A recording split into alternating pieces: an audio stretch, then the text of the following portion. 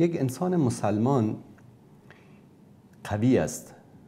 به چی قوی است؟ به ایمان. ایمان قوی برای انسان اراده قوی می آورد. ایمان قوی این که شما باید این اعتقاد رو داشته باشید که یک خالقی است، پروردگاری است که همه چیز در اختیار اوست. ما مثلا سوره حمد رو میخوانیم، بسم الله الرحمن الرحیم، الحمد لله رب العالمین. سپاس و ستایش ویژه پروردگاری است که پروردگار عالمیان است. همین دنیا، همان دنیا، همه موجودات، همه کائنات رو پروردگارش الله سبحانه و تعالی. الرحمن الرحیم، بسیار مهربان، بی نهایت مهربان و نهایت با رحم است. مالک یوم الدین، مالک روز جزاست. ایاک نعبد، تنها تو را میپرستم، و ایاک نستعین، و تنها از تو یاری میخوام.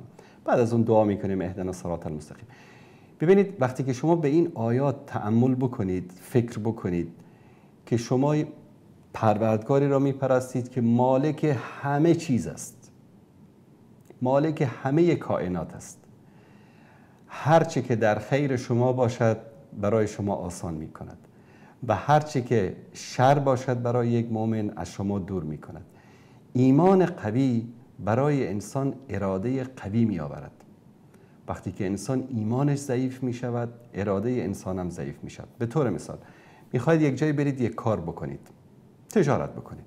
انسان مؤمن وقتی ایمانش به الله سبحانه و تعالی قوی باشد، به این عقیده است که من اینجا میروم، سعی میکنم، تلاش میکنم، الله سبحانه و تعالی آنچه که رزق و روزی من باشد رو برای من میآورد.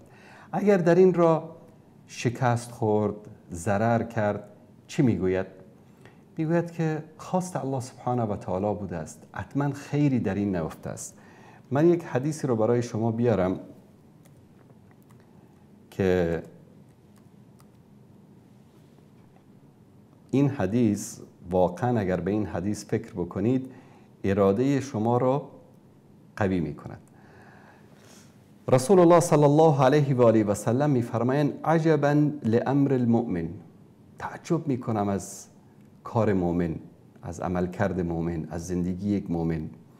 ان امره كله له خیر، هر اتفاقی که برای او میافتد خیر است برای او. ببینید ایمان این است که این عقیده رو داشته باشی که هر اتفاقی که در زندگی افتاد، فرزندت از دست دادی، همسرت ازت طلاق گرفت، در تجارتت ضرر کردی، سود کردی، هر اتفاق خیر و شری که برای تو افتاد، بدان که همه اینها در حق یک مؤمن خیر است. چرا سوره کهف رو ما همیشه میخوانیم؟ روزهای جمعه رسول الله صلی الله علیه و سلم فرمودن که بخوانیم. داستانهای زیادی در این سوره است، درسهای زیادی. یکی از درسها این است که یک کودکی است، خضر علیه السلام میاد این رو میکشه، موسی علیه السلام اعتراض میکنه.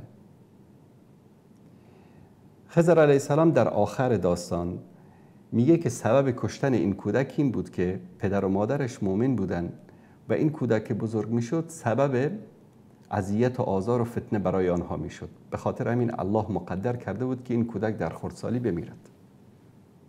ببینید در ظاهر قضیه کسی کودکش را دست بده فکر میکنه که شر است، اما الله سبحانه و تعالی در این کار خیری نهفته است.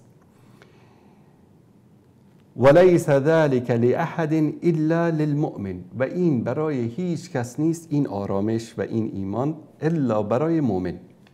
اذا اصابته سراء شکر، اگر یک کار خوب براش اتفاق افتاد میگه الحمدلله، شکر خدا رو میکنه. فکان خیرا له، برای او خیر است. و اذا اصابته ضراء صبر، اگر یک مشکلی براش پیش آمد، سختی براش پیش آمد، صبر میکنه. فکان خیرا له، برای او خیر است. پس هر کاری که، هر اتفاقی که برای یک انسان مسلمان میفته برای او خیر است، چه در ظاهر خیر باشد چه در ظاهر شر باشد، در نزد الله سبحانه و تعالی برای یک مسلمان همه اینها خیر است. این اعتقاد را اگر داشته باشید، این عقیده را اگر داشته باشید، اراده شما قوی می شود.